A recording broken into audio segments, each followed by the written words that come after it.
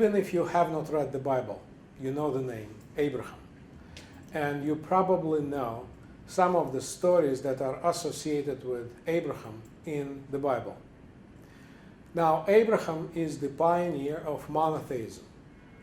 Abraham in the Bible is the first person who accepts faith in one God. Jews consider Abraham to be the first Jew. And there are many interesting and controversial stories that are associated with this man in the Old Testament. For example, the word prophet in Hebrew, Navi, was for the first time used and applied to Abraham. You may remember the story when Abraham and his wife Sarah come to Egypt and they meet the Egyptian Pharaoh. And Abraham is afraid that the Pharaoh may like Sarah, and since he is her husband, he may kill him.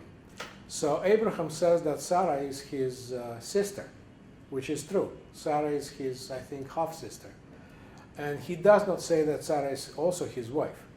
So Pharaoh falls in love with Sarah, but at one night he sees a dream. And in this dream, a vision occurs. God appears to Pharaoh and tells him that he is doing something wrong, that he should not be interested in Sarah because Sarah is Abraham's wife.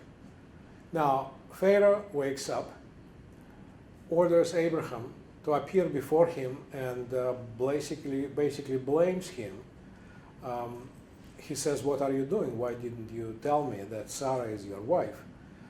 Because I may induce the wrath of God because of you." And Abraham replies, "I'm sorry, I was afraid, I was scared.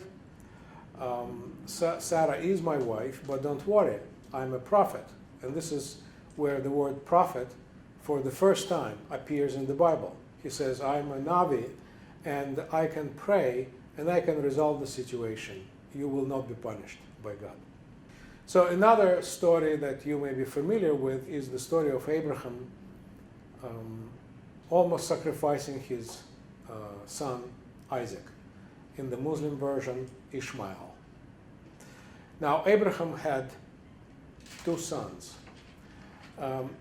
He was not able to have a son with his wife Sarah because Sarah was very old. And Sarah took pity on Abraham and allowed him to have a son with his Egyptian slave woman, Hagar. Their son was born, and he was called Ishmael. Ishmael would become the forefather of the Arab nation. And Muslims, Arab Muslims, trace their genealogy back to Ishmael. Now, after Ishmael was born, Sarah conceived. And here is the story about Sarah's conception.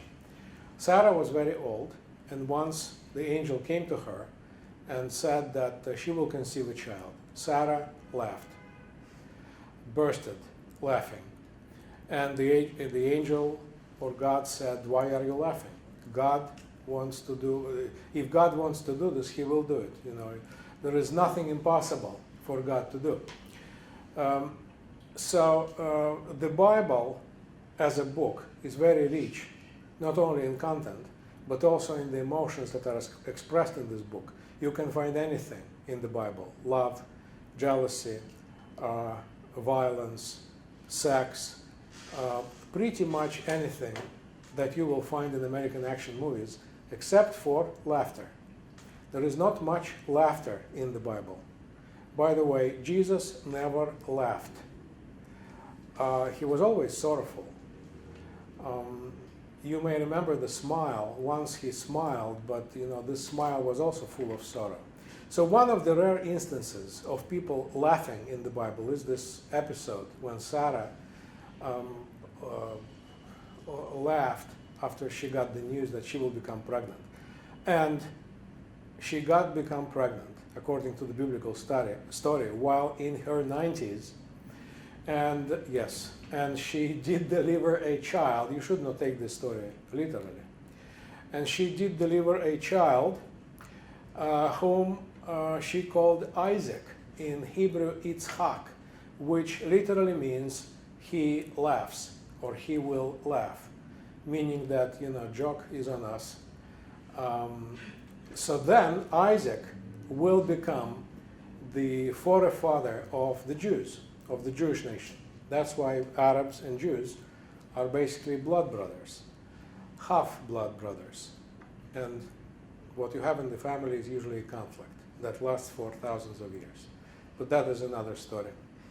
So once God asks Abraham to sacrifice his son Isaac, and Abraham is ready to do that, he prepares everything, takes Isaac, says nothing to Sarah.